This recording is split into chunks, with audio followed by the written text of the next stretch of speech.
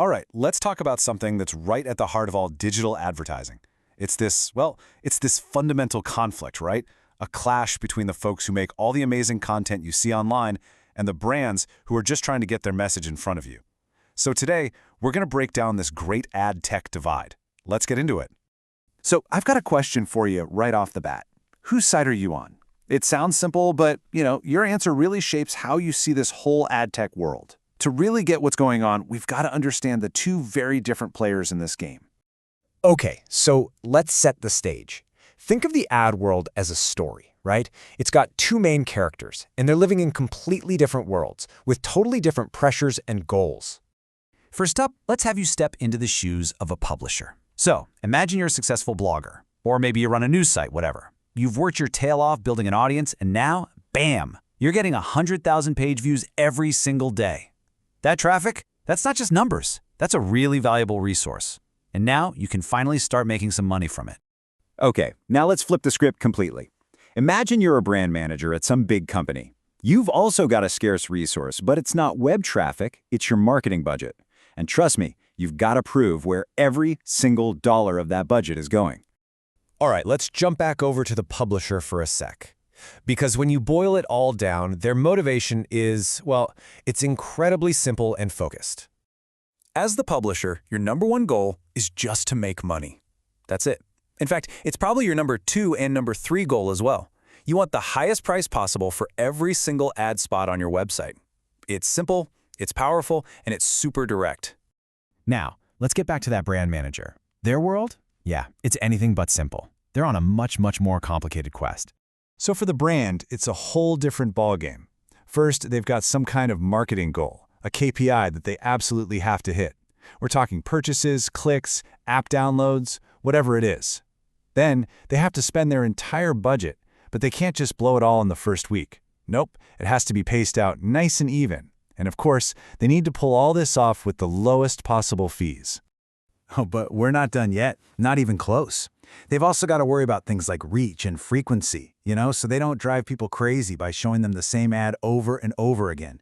Plus, they have to find the perfect audience at the perfect time. And to top it all off, they need some kind of nice, shiny dashboard with crystal clear numbers to prove to their boss that any of this is actually working. It's a lot, a real juggling act.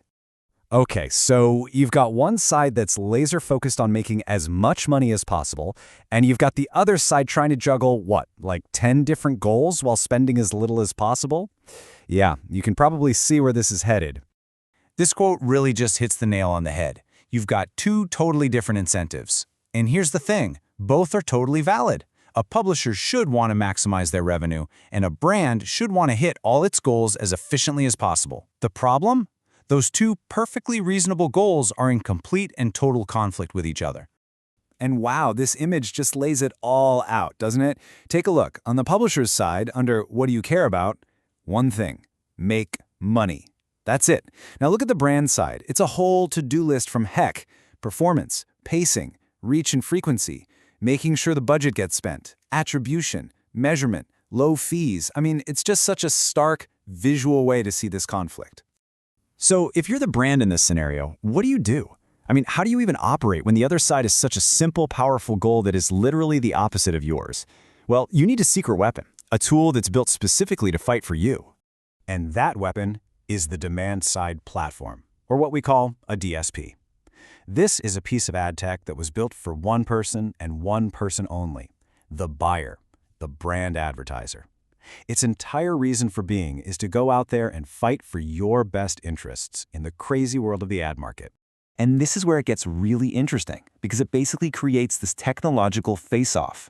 See, publishers have their own tech, called the supply-side platform, or SSP, and its only job is to squeeze every last penny out of advertisers for the publisher. The DSP is the brand's answer to that. It's the counterpunch. Its job is to get results for the brand and save them as much money as it possibly can. So how does a DSP actually pull this off? Well, it uses really sophisticated AI bidding.